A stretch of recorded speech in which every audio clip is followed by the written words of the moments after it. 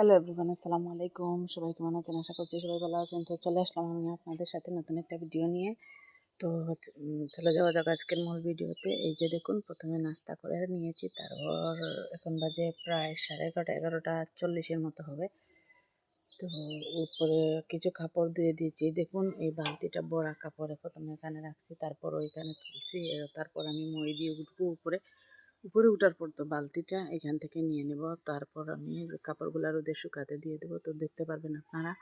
তো কাপড় মেলাতে আমাদের খুবই কষ্ট, বুঝতেই পারছেন, কারণ বাড়িতে মানে অন্য কোথাও রোদ নেই। এই যে রোদটা খুবই অল্প, আর ওই ছাদে কাপড় দিয়ে দিলে হয় কি সবগুলো কাপড় একসাথে শুকিয়ে যায়। তো এটাই ভালো লাগে, যার জন্য কষ্ট করে হলেও উপরে কাপড়গুলো দিয়ে দেই। তো আমাদের শুধু 4টা হয়েছে, সিঁড়িটা হয় নেই। তো হবে ইনশাআল্লাহ, সবাই দোয়া করবেন। তো চলে যাওয়া যাক উপরে কাপড় মেলতে। এই যে দেখছেন, এখান থেকে বালতিটা তুলব।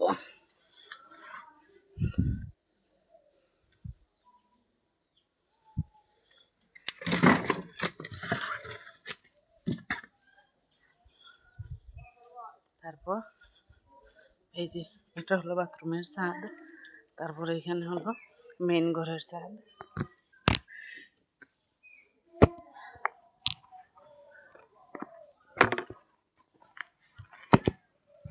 এই যে দেখুন, কাপড়গুলো আমি ওইখানে রাখলাম।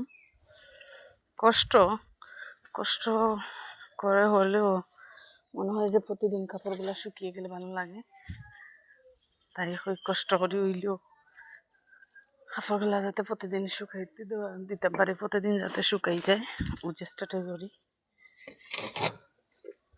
এখানে কিছু বড়ই রোদে দিয়েছিলাম।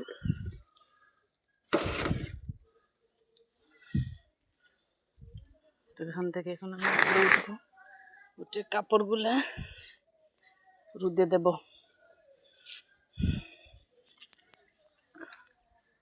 এই যে আমার জাল, তারা কাপড় রোদে দিলেইছেন। তো এখন আমি দিব।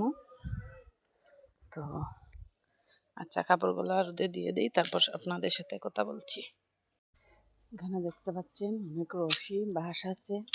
এই রশিগুলাতে আমি কাপড় মেলবো।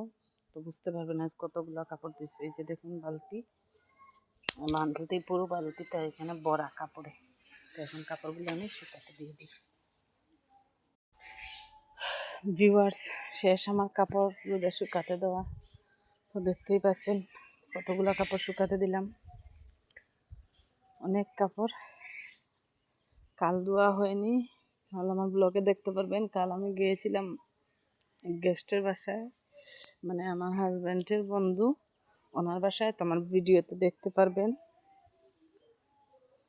তার জন্য সবাই আমার ভিডিও দেখবেন, আমার পাশে থাকবেন, আমাকে সাপোর্ট করবেন।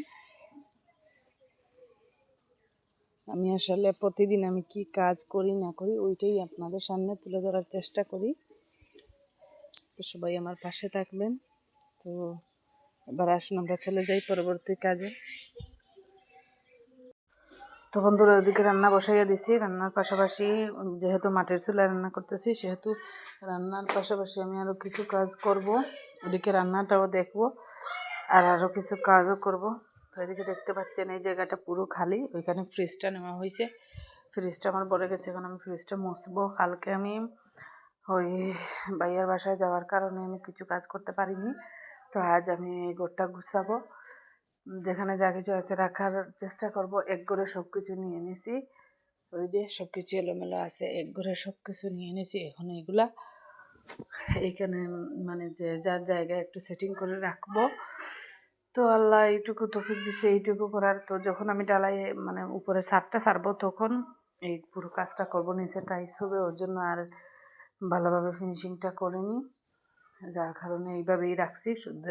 থাক, মাটি থেকেই ভালো থাকবে। তো এর জন্য আর কি এইভাবে করা। তো উপরের ছাদটা ছাড়লে তারপর নিচে টাইস হবে, কারণ আগে নিচ করে নিলে তো যখন আমি ছাদ ছাড়বো তখন নিচটা শেষ, আর কোনো অবস্থায় থাকবে না, যার কারণে এভাবে করে রাখছি। তো এই জায়গাটা দেখতে পাচ্ছেন এখন খালি। তো এই জায়গায় এখন আমি কিছু জিনিস রাখবো। ওই ঘরে সব কিছু নিয়ে রাখছি, ওই ঘর থেকে এখানে আনবো। ফ্রিজটাও এইখানে ছিল না, ফ্রিজটা ছিল এই জুইসে। তো এখানে আনবো, ওইখানে সরিয়ে রাখছিলাম কাজ করার জন্য। তো কাজগুলো করে আপনাদের সাথে চলে আসছি আবার।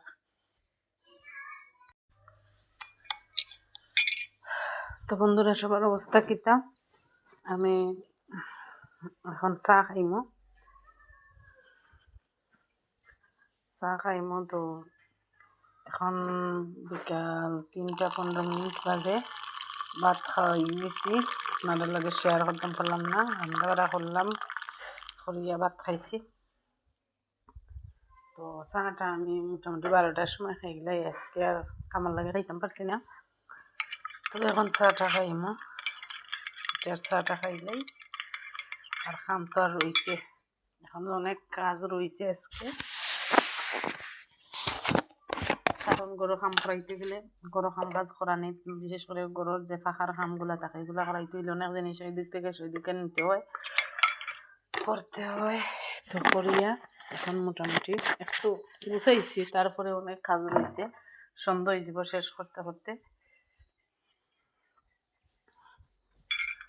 তো চাটা খাইমো, খাইয়া খাইয়া আপনার লগে একটু মাতিলাই। ওইটুকু রান্না বাড়া শেষ, খাওয়া নিয়েও শেষ, বাজারও বাদ দেওয়া শেষ। এগুলো শেয়ার করতাম পারছি না। এই যে আমার খোলসগুলো খুব বেশি ময়লা হয়ে গেছে, খাম করছেন যে না তার দানে খুব বেশি ময়লা হয়ে গেছে, এগুলো আজকে পরিষ্কার করবো। আর এই যে কিছু বাসন আছে, বাসনগুলা ধুইমু। আর চুলাটারে একটু লেফিয়া দিমু। ওইদিকে কত বাসন তৈছি দইয়া, খাওয়ার পরে যে বাসনগুলো বাড়াইছি এগুলো পরিষ্কার করিয়া দইয়া ওই জায়গাতে রাখছি।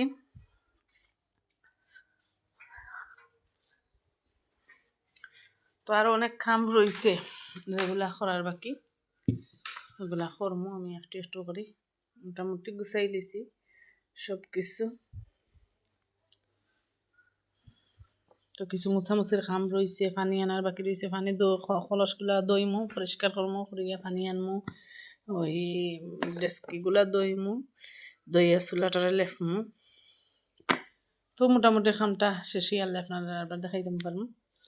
দেখাই মানে সব খামাকে ওই আনলে এখন বাজে 3:22। এখন আমি চা খাইলাম।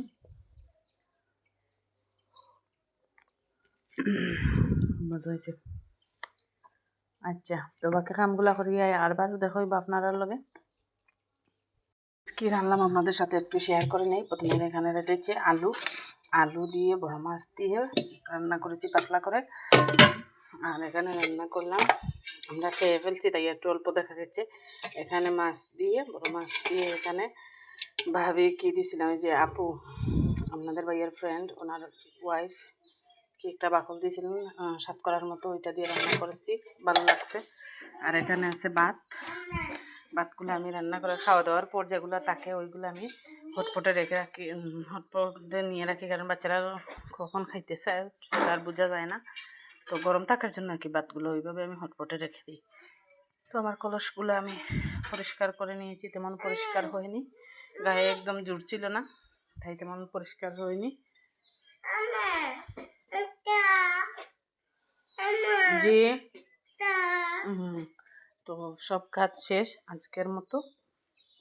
এদিকে আমার চুলাটা আমি লেপে দিছি, চুলাটা ভালো করে লেপে দিছি। আমি প্রতিদিন রান্নার পর চেষ্টা করি চুলাটা হালকা করে একবার লেপে দেওয়ার জন্য।